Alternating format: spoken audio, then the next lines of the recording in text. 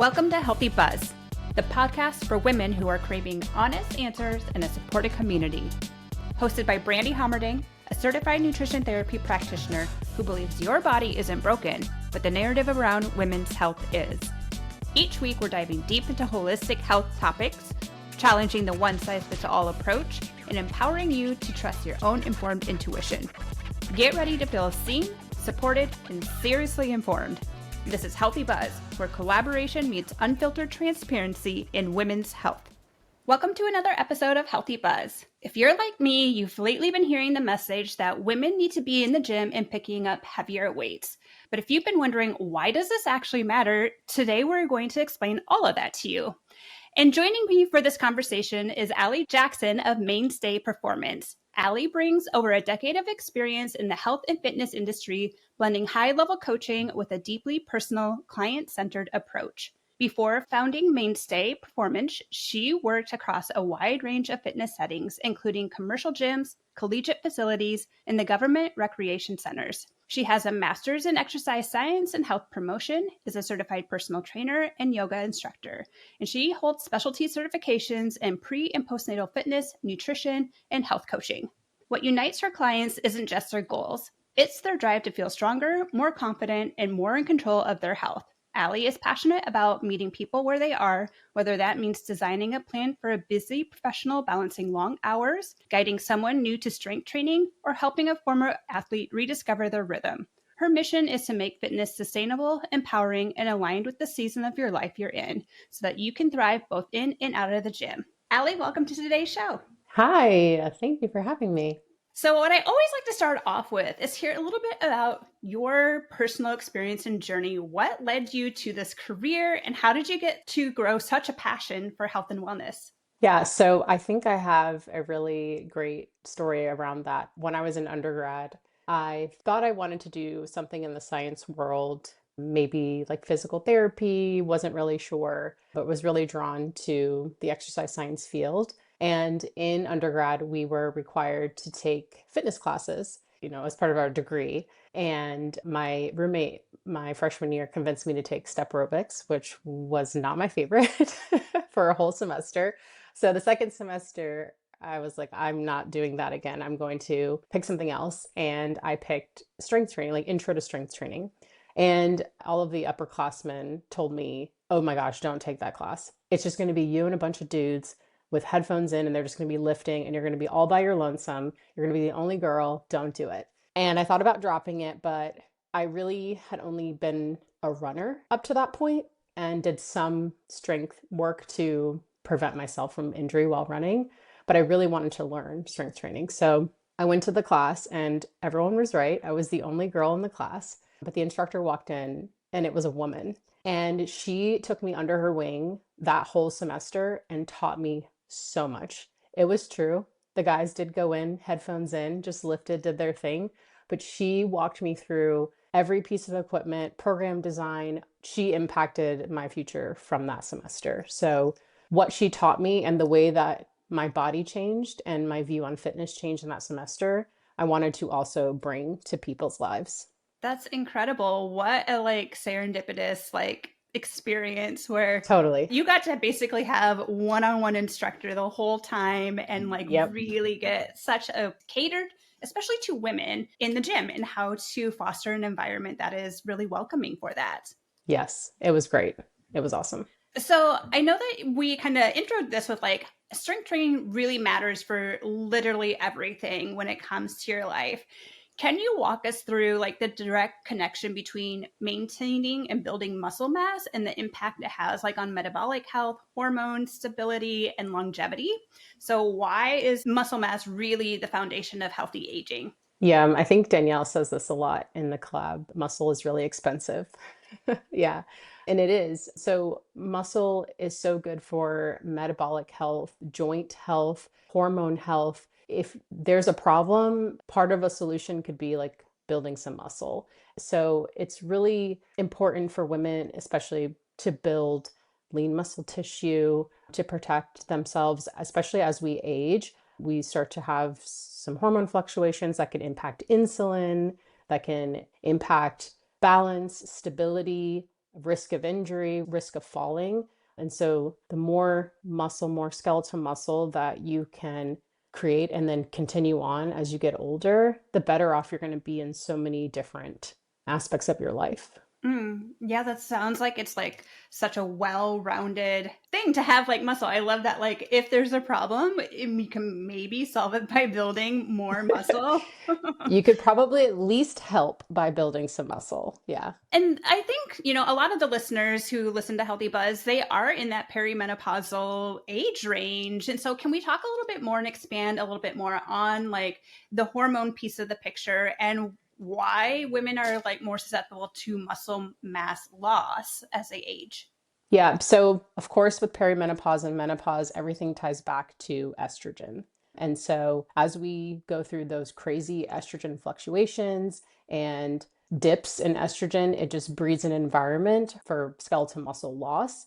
Women in that range also tend to fall into the trap of cardiovascular exercise, where because of these estrogen dips and fluctuations and the way that it impacts cortisol and insulin, we might notice that there's a little bit of fat gain, especially in areas that we don't really want it. And so we go back to the cardio, more cardio, hours of cardio to help burn the calories to reduce the fat. And it's a little bit counterintuitive because with that, it can also decrease your muscle mass. We love muscle because it is expensive. It requires more calories to maintain. But also, if you are not getting enough calories or you're not maintaining that muscle, your body will use it as fuel. And so we'll start to decrease because we're not building it, and decrease because we're utilizing it for fuel, or decrease it because we're over exercising on cardio. And it's all very counterintuitive, even though it sounds like that's the best approach and it's our instinct to want to do that. Yes, I feel like a lot of us like to fall into the traps of like diet culture with, hey, you're gaining weight as your body is changing. And so, what were the things that worked in your 20s? Well, it was probably the cardio and the eating less, but that's not really the thing that's going to be most beneficial for a woman. Do you want to expand on that a little bit more about the like eating less and moving more concept? Because we do know that a caloric restriction does equal weight loss according to science, but where does that message get maybe a little, it's missing the nuance piece? I think that there can be a time and a place for those types of moments in your life. The problem is when it becomes chronic. And I think a lot of people get sucked into the chronic goal of weight loss. And so they are decreasing calories, increasing activity over really, really long periods of time. And they're depleting themselves of what they actually need to foster that metabolic place of like lean muscle and burning fat, moving forward with the goals that they want. So many times for weight loss or fat loss, there has to be cycles where you're not in that constant state of negative. But I think that's a lot where diet culture misses the message. It's always about, this is how I can get 100 grams of protein within a calorie deficit. And it never explains that I'm not always in a calorie deficit. But that's where the messaging ends. It doesn't continue on with there's maintenance, and then we have to make sure we're replenished and that we're getting the vitamins, the minerals, the fiber, the hydration that we need to support a healthy body. If you want to or need to maybe cut weight a little bit, you can, but it has to be in these short spurts. You cannot chronically be living in dieting because the body just does not respond well. You'll start to deplete, and then you might start going the other direction. And so again, it's counterintuitive, which I know is so frustrating for so many people. I see a lot of clients that want to exercise their way to a certain body type or body shape. And so there also is like a combination of accepting where you are and what season, and also focusing on things that are not aesthetic related, right? We're maybe doing a heavier back squat. We're doing more push-ups. We can get a pull-up now. And those kinds of things are really important. Yeah. Can you expand a little bit on this like chronic definition of like this calorie deficit? Because somebody might be like, well, I've been in a like eating 1,500 calories, let's say, for the last year, and the scale isn't moving at all. I'm either not losing weight or actually I'm gaining weight. Can you explain a little bit more why that might be happening and what is an appropriate amount of time to be in a caloric deficit? Yeah, so if you are in a caloric deficit for a long period of time and the scale stops moving or it starts to go in the direction that you don't want it to go, I mean, that is a signal that your body is telling you, hey, we can't do this anymore. I mean, 1,500 calories is, I think it's breakfast for me, but but the body is really good at protecting itself. And so if it's in this constant state of depletion, it's going to do its very best to hold on to whatever it can. And also, under eating impacts so many things: minerals, vitamins, hormones, especially for women, your sleep. And many times when you're in that calorie deficit, what you'll end up doing is maybe you get to the end of the week, you've quote unquote been very good, and then you get to the weekend, you have to eat everything in sight, or you start the day off really well, what you believe is well, you have very little until you get to dinner or after dinner, and then all of a sudden it's like, I need everything. And so we're also impacting, spiking insulin and things of that nature. So it's so many different things that can be tied into what's going on when you are in that low calorie and maybe the scale is not moving or it's creeping up.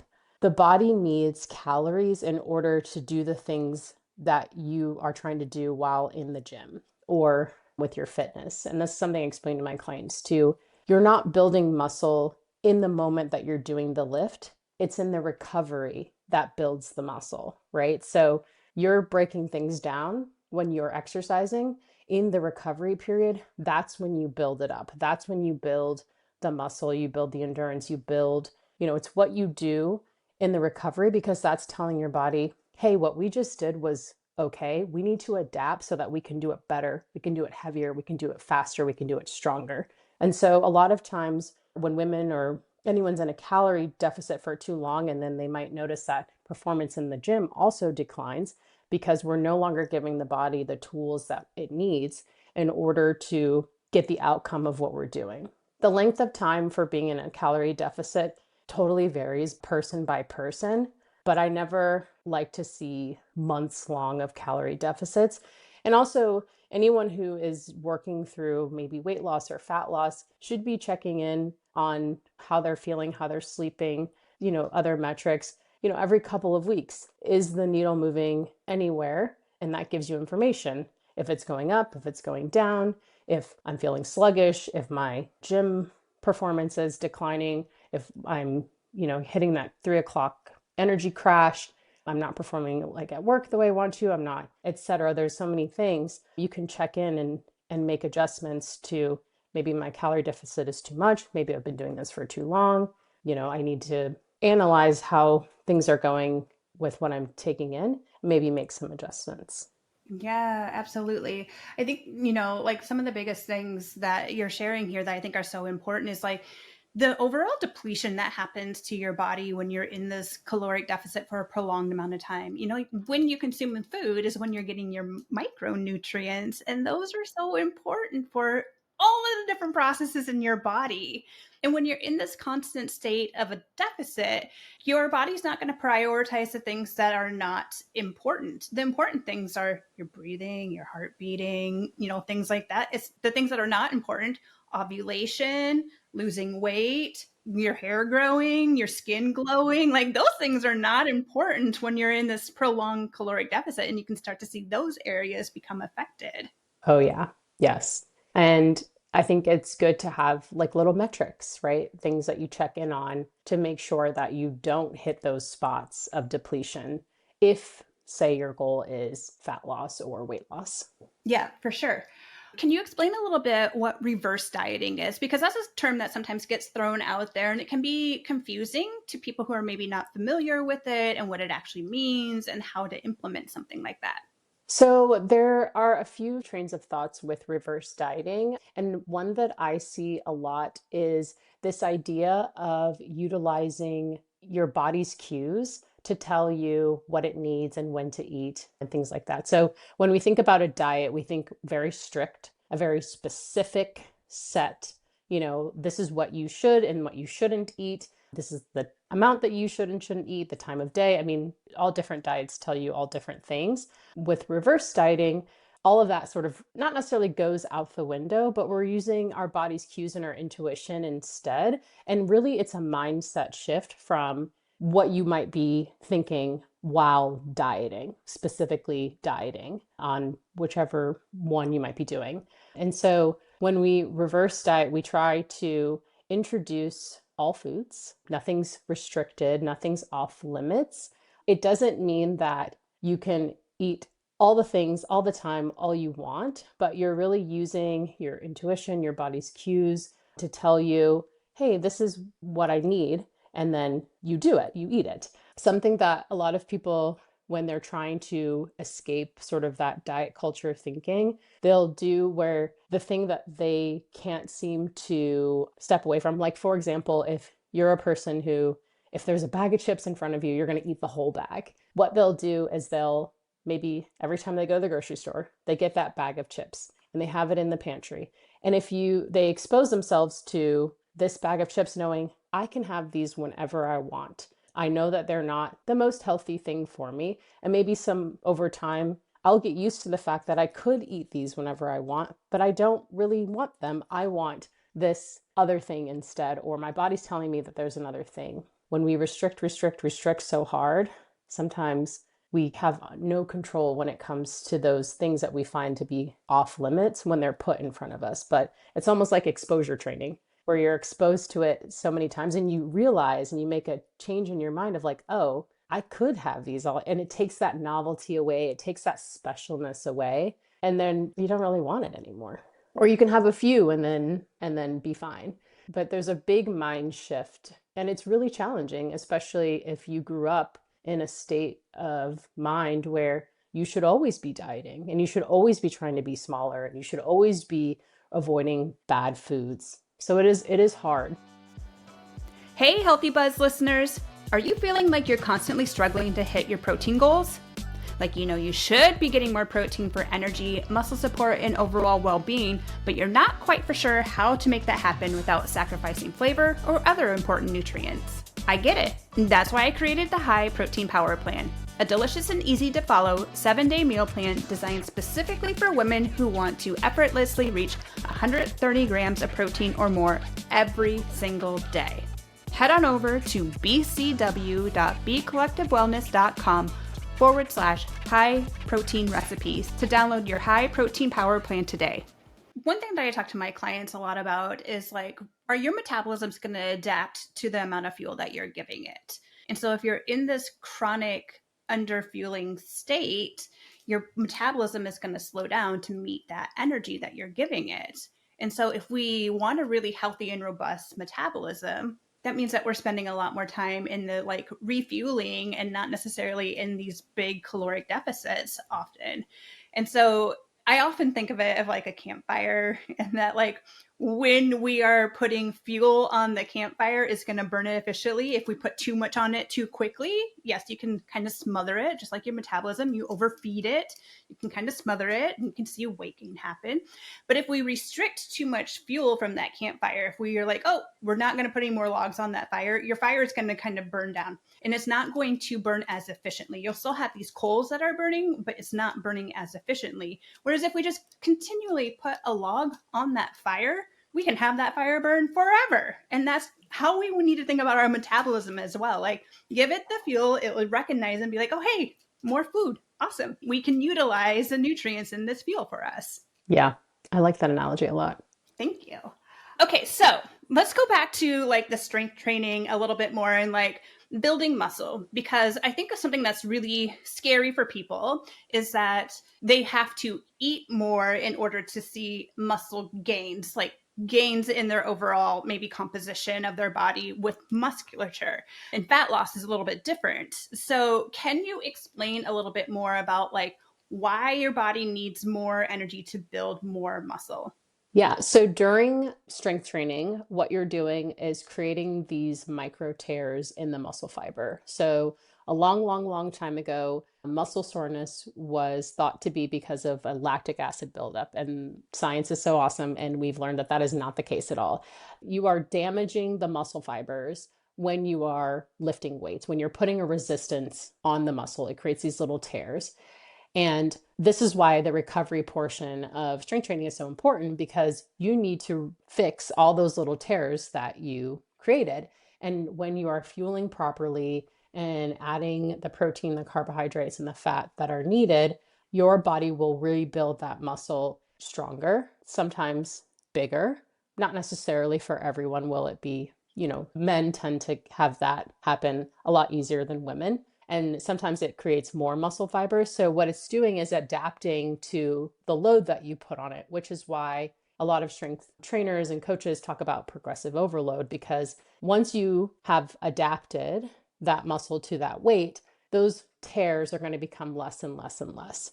But if you want to continue getting stronger or seeing the changes that strength training can give you for longevity, you'll want to start to change movements, increase tension, increase weight. There's a bunch of different ways you can progress a strength training movement, but the simplest way to talk about is if you increase weight. So if you increase your load, the body's not adapted to it. Muscle tears happen, you refuel, you build, etc. The cycle goes on and on and on. It is important when you are strength training to be following something that is a progressive overload strength training plan, but also includes down weeks and recovery weeks, because you can't just tear and never rebuild. So I know a lot of times when people talk about progressive overload, you just think of like a nice straight line that just keeps going up, up, up. But really, it's sort of like an undulating up and down, but over time is very linear. Yes, thank you for explaining that so well, because we are hearing a lot more about progressive overload, and that maybe can sound a little intimidating to maybe somebody who's like newer, a beginner when it comes to lifting weights. So how can somebody like apply that principle safely if they're just brand new to lifting weights, so that they know that they're challenging their muscles enough to see results?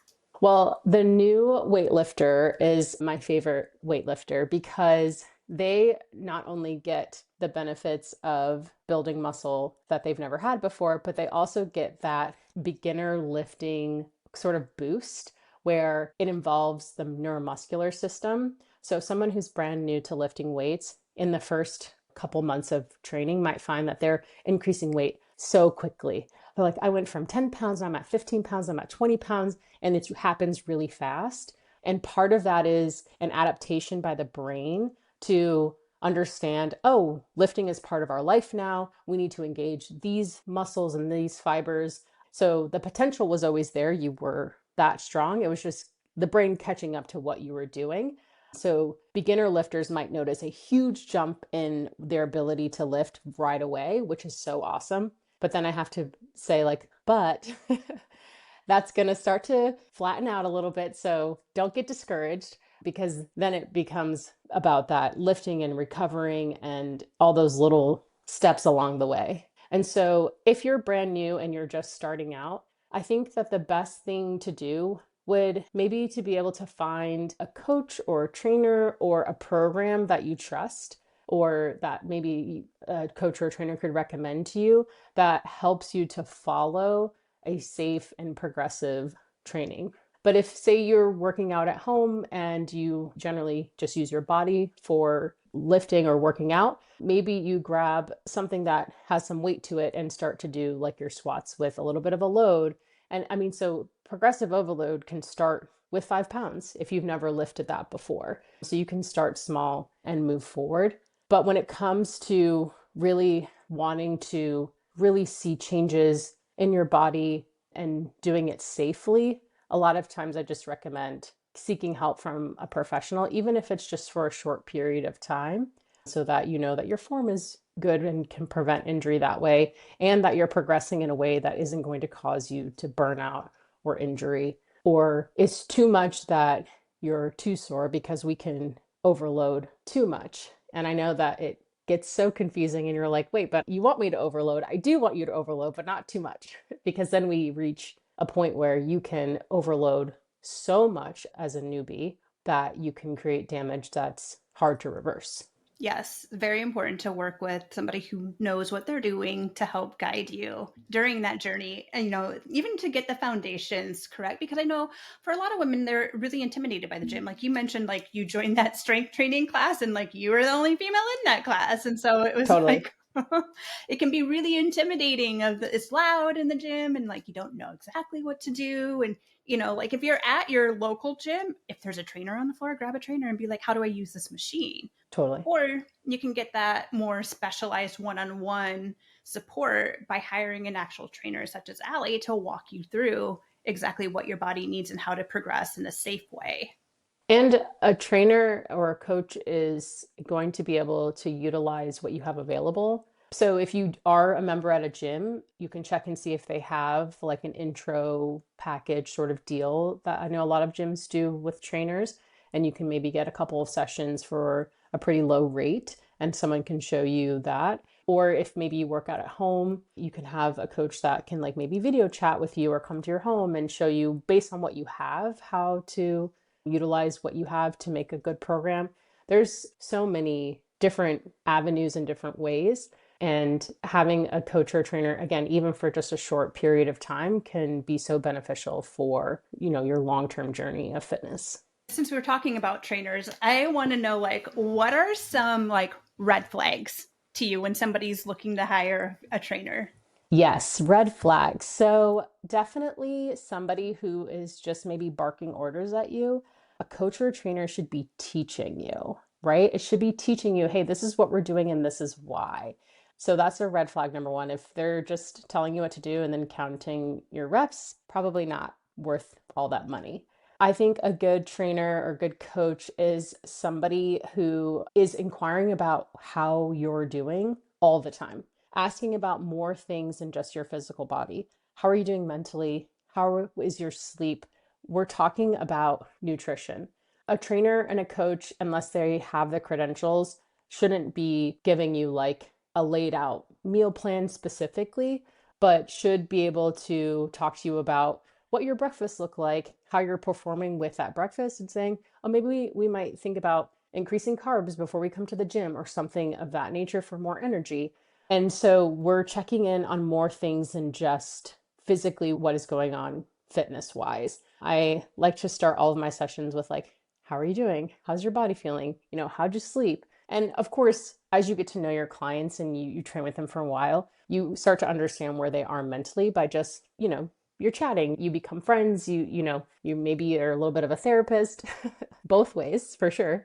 And you can tell that when someone's had a really stressful day or if they're in a really stressful period of time, their body will tell you that. And then you should make adaptations to whatever they're doing. I think a red flag would be if a trainer has a plan for you and it's a non-negotiable no matter how you're feeling that day or what's happening in your life. Trainers should be able to adapt and adjust so quickly based on the information they're getting from their clients. That's another one there that sort of, it really irks me. Yeah. Can I get your opinion on cycle syncing? Well, the data is not there. So I love studies and science. And really, there isn't enough data to show that it is beneficial or really makes sense. For some people, it might. And if it works for you and you see benefits from it, by all means. I will say it's really interesting for me. I feel my absolute best and feel like I can like perform and outlift my husband during menstruation, which is the time when cycle syncers will tell you, oh, take it easy and go to yoga and like whatever. And it's to the point where if my husband and I we work out together in our garage. If we work out together, he'll say, this isn't fair. You must be on your period. Like if I'm like beating him in a workout or I'm like doing really well. He's like, I don't have that special time. I'm like, that's your time all the time. Right? Right. But it's so interesting because for me, that is like when I feel my best. But I have some clients who that's when they feel their worst and they're like, I don't feel strong. I don't feel good. And so it really is person dependent. And if it's something that you want to, explore or look into, you should, but it should be based on what you feel and how you're feeling and not what somebody else is telling you. based off of probably just their own experience, because we don't really have a lot of data to show that cycle syncing is going to move the needle for you performance wise. Yeah. I think it's like everything. It's like it's so nuanced that you really have to listen to your body. And I think what I learned from the concept of cycle syncing is giving myself permission to not always have to pick up the heaviest weight or have the fastest smile or whatever. But like, hey, my body's not going to be the same every single fucking day. And so I don't need to have the same workout every single fucking day and hit a PR every day. Exactly. And even if you didn't have a cycle, all these other outside factors will impact how you perform in the gym that have nothing to do with your cycle. And so I like that it gave permission. And I also think that there's times where we can give ourselves even more grace of like, oh, I'm in my luteal phase, so this is going to suck. Or my dog was barking in the middle of the night because a bird flew by the window. And so I woke up, out of a deep sleep and it disrupted my whole night. Yeah, I mean, that might impact it too. Or, we went out for a holiday gathering and I had a drink last night. And so now I don't feel so great, and so there's so many environmental or like other factors too. And so it's interesting because I find that for the cycle syncing people who are like die hard into it, they almost take out the fact that their behaviors might be changing at certain parts of their cycle too, which could also impact their training. And it maybe isn't necessarily the actual cycle or where they are in the cycle, but what they do in response to said cycle that impacts the training. 100%. I mean, because even if we look at the luteal phase, a lot of women can suffer with like poor sleep in the luteal phase, especially if they're like in perimenopause and they don't have that progesterone as robust as it was before. And then if somebody's dealing with cramps during menstruation, there's so many other factors that isn't directly tied to the amount of hormones you have. And so, yeah, I think it's so nuanced and it's more Yes. understanding your body in the moment, not necessarily being so rigid and needing to follow exactly what this plan or program or whatever necessarily says. Well, and also the stress of even just trying to figure out where you are, because how do you know that you've ovulated unless you get pregnant? Or, you can guess maybe with like temperature and, using strips and things, but how do you know specifically that that is exactly where you are in your cycle to then make the changes? Yeah, exactly. So, since we're talking about things that are maybe a little controversial, I have another question that maybe is a little Sure. controversial. What are your thoughts on weighted vests? Oh, weighted vest. Again, we don't have the data. I am of the opinion that whatever is going to get you moving your body, you should do. So if you are not a strength training person and you want to go to Pilates and that's what you do and that's the only way that you're going to exercise, do it. I actually had this conversation with my sister because she asked me, she likes to walk and she'll ebb and flow. Sometimes she'll be doing a lot of it, sometimes she doesn't. She lives in a really cold state for, 6 months of the year, so totally understand because I hate the cold. But she asked me about a weighted vest and what it could do for her. And I said that if getting the weighted vest meant that she would go on her walks more, then she should get it. But also realizing that like she shouldn't get like a 25-pound vest and maybe we should start with like something very light because we don't want to impact, we don't want to overload so much on something we've never done before and then it causes injury, etc. So we talked about that. But the weighted vest isn't moving the needle. The weighted vest itself, if the weighted vest is getting you to go out walking more, it's because you're walking more that is creating the change. So if a 5-pound, 10-pound vest is what it'll take for that, by all means, get the vest. Obviously be mindful, be careful of the weight and the load and how it sits on your body and it's not pulling down, too low and you're hunching over. You want to make sure you have proper form. But if you don't need the weighted vest for motivation to go walking, then you don't need it. I love it. Hot takes right here from Allie Jackson. Okay, so we have kind of maybe not painted cardio in the best light so far in our conversation. Let's talk a little bit more about cardio and some of the benefits of cardio and what do we actually need in terms of cardio? For heart health, you really only need a few times a week of like 12 minutes. I can send you the study. I cannot remember exactly. I believe it was an ACSM study that was like, you really only necessarily need like 12 minutes a few times a week for heart health. However, no shade on cardiovascular exercise. Cardio, I mean, obviously good for your heart health, for energy, for mood, if used properly, can be used for recovery. And for a lot of people, it is very like therapeutic. I always like to say, and I know Laura from the club also agrees that exercise is not therapy, but it can be therapeutic. And so I think for a lot of people, cardio was king. And so we're seeing that pendulum shift where now everyone's saying, no, no, no, only strength training. And so we're sort of doing a similar disservice than with what we did with cardio, where we were putting it on this pedestal.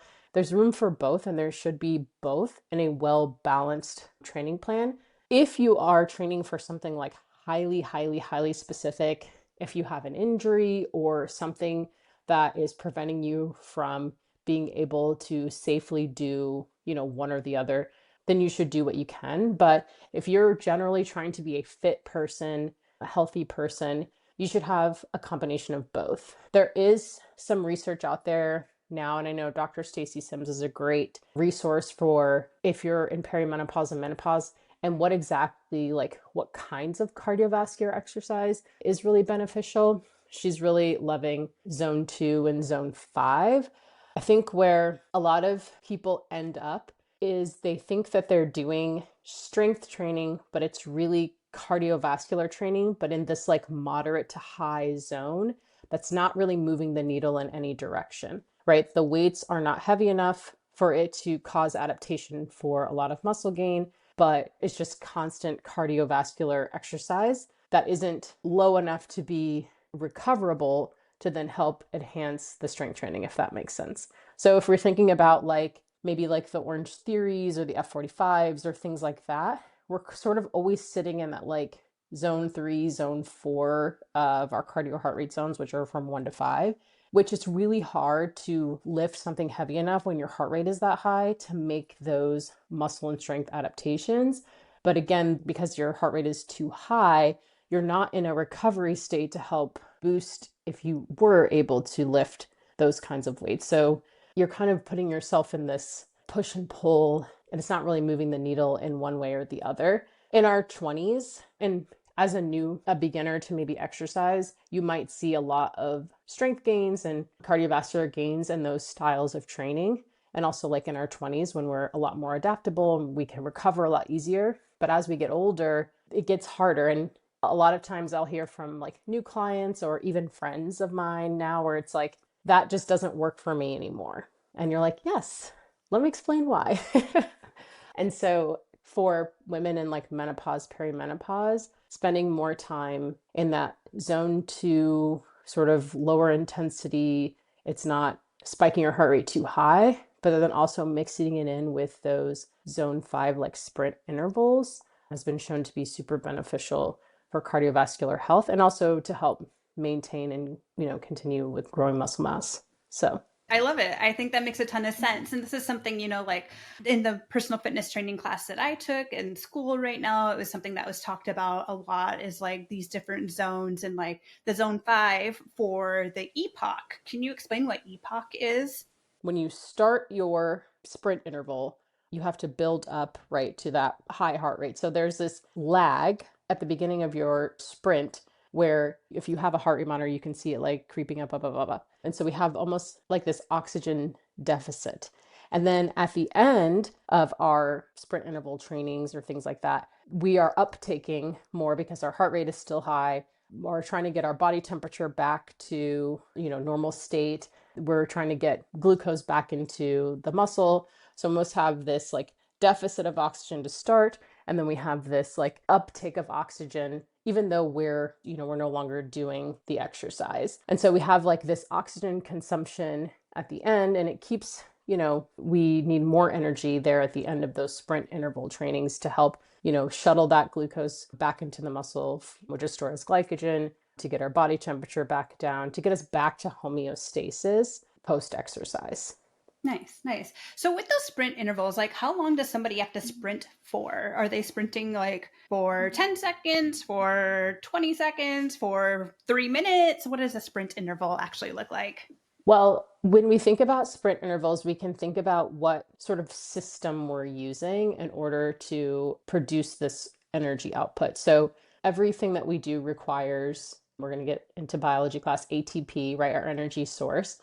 And there's three mechanisms in the body that produce ATP. And they're not like three separate mechanisms, right? They sort of all overlap, but there's prominence depending on what you're doing.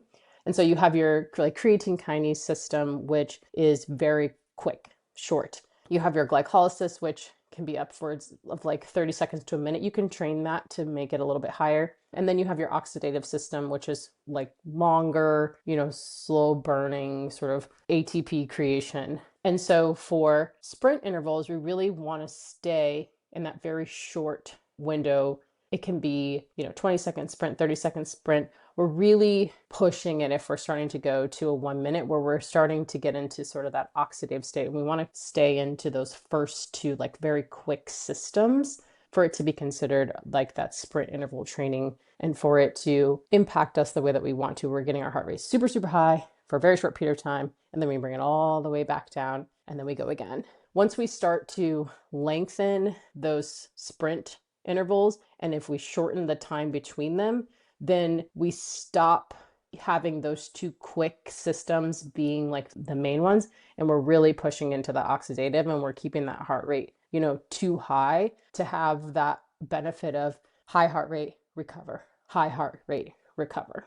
And so a lot of times too, when people will say they're doing like HIIT training, but really it's like 5 minutes of a circuit and then like 1 minute rest between. It's not really HIIT training, for true high intensity interval training, we're, like 30 seconds all out and giving ourselves enough time. Could be 2, could be 3 minutes to get that heart rate back down to more of like a resting state to then push it again, which is helpful when we want to create those adaptations for sprinting. Yeah, that makes a ton of sense, especially when you think it back to earlier when you explained like F45 and Orange Theory. A lot of times have people in that 3-4 category for zones. That makes sense because there's not enough recovery time, nor is there enough of the all out to really have the impact that people are looking for. Yeah. And again, if the Orange Theory and the F45 is like the only thing that you love that you want to do, by all means, but just being like mindful of how many days a week and how it's impacting your joints and how you're feeling and if it's impacting your sleep, etc. Because it is a pretty high intensity for a pretty long period of time. And it doesn't have a lot of like recovery periods for adaptation. So you could find yourself like injured or run down or sluggish, especially if you're like 5 days in a week, 5 days in a row every single week. Yeah. I think too, that also brings to mind for me, like half marathon and marathon distance training, right? And runs that people do. Like you're not going to be necessarily in that zone 5 unless you decide to work in some sprint intervals and you're doing walks during your half marathon or whatever. But yeah, it's not going to be that consistent. You're going to be more in that 3-4 zone. Yeah. It's interesting. So I was in the running world like many, many, many years ago and remember a lot of like the training plans from that and have seen how they adapt. And a lot of running plans are really, if sort of mimicking that like zone 2 and then some like tempo work or sprint interval work. And of course, if you're a long distance runner, like you have to be able to feel what it feels like to be on your feet moving for that long. So there are some, long, slow distance runs, but it's definitely not from like my recollection of years ago when I saw running plans of like every day was like 6 miles and then the next day was 5 miles and then it's 10 miles. And, there's a lot more zone 2 or sprint intervals in training plans that I see now, which I think is really cool. Yeah, I will say that that's where I failed as a half marathoner. I did a lot of half marathons and one full marathon. And whenever I printed off my training plan, I'm like, I'm not going to do that tempo run. I'm just going to go run. I just need to get the miles under my belt because I did not have the knowledge and didn't want to take the time to really completely learn how to appropriately train for a half marathon. And yet I did like 11 of them. Wow. Yeah. Yeah.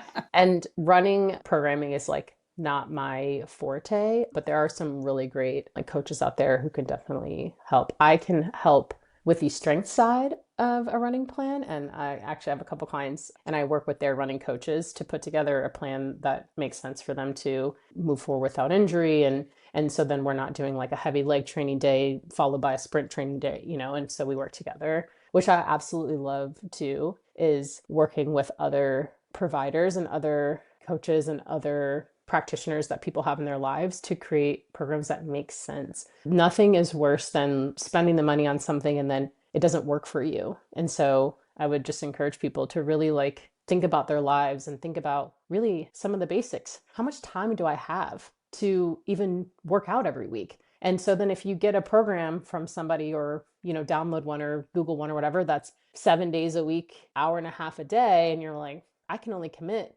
half an hour 3 times a week, that program is not going to be the one for you. A training program, you should not have to do a lot of adapting of your life to fit. You can get some really good programs. And I mean, this can go back to my red flag coaching. Like if it's like, no, you have to do this or else, or they're not trying to fit what they're writing for you or programming for you into the life that you already live, then it's not for you.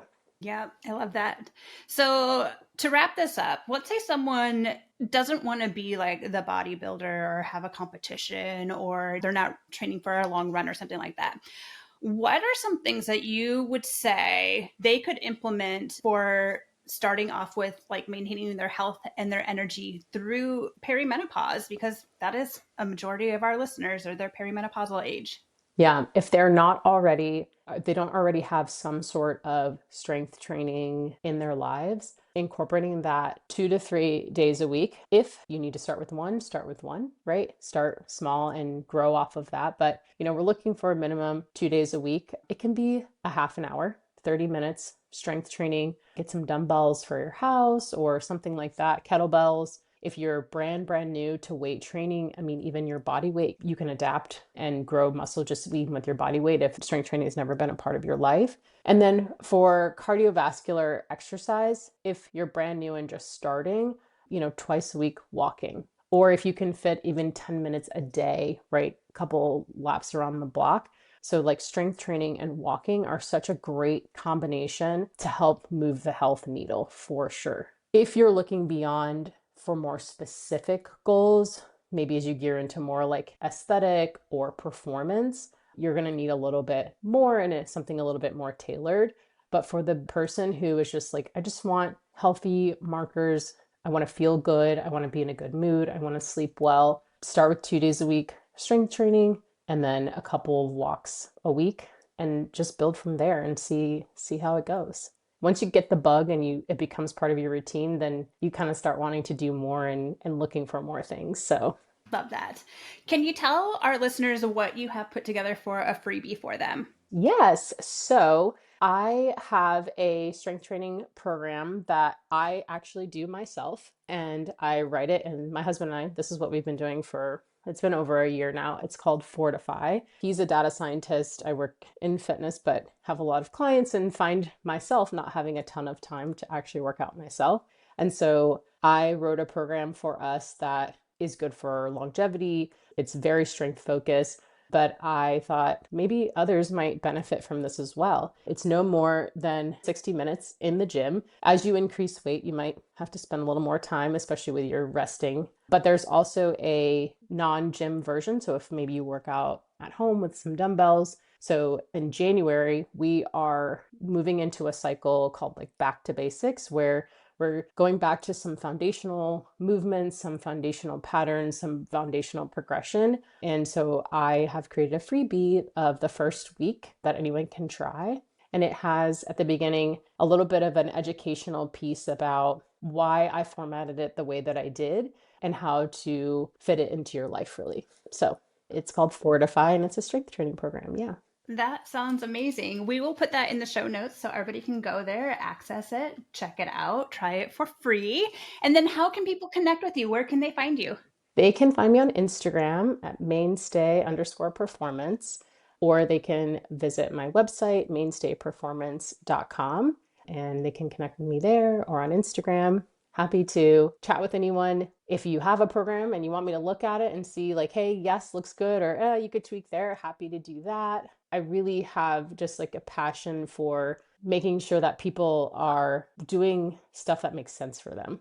There's a lot of junk out there. It's really confusing right now to be a person trying to be healthy. I mean, so much contradicting information. And so you want to find your people who, use like science-backed research and knowledge and aren't just going by, well, this is what worked for me, because all bodies are so different. And for fitness trainers and for coaches, there should always be this desire to learn, because this is a science and it changes all the time. I mean, that great example of when the lactic acid was shown not to be muscle soreness was like a shock to the system. Yeah. And so those kinds of things happen. And so coaches and trainers should always be looking for more education and looking for more research so that they can better help and serve their clients. And we use that as well as the person standing in front of us as a combination to give them exactly what they need. I know you do the same for your clients. Yeah, exactly. It's bio-individual, and it's all the things that both Allie and I do are based on science and research, not the latest trends and fads, but actually, hey, what does the research say about this? And research does change. It does evolve, as she said, with the lactic acid, and like, mind blown. Okay, so now we need to look at like what we've been doing and how does that change the way that our approach to servicing the clients we work with.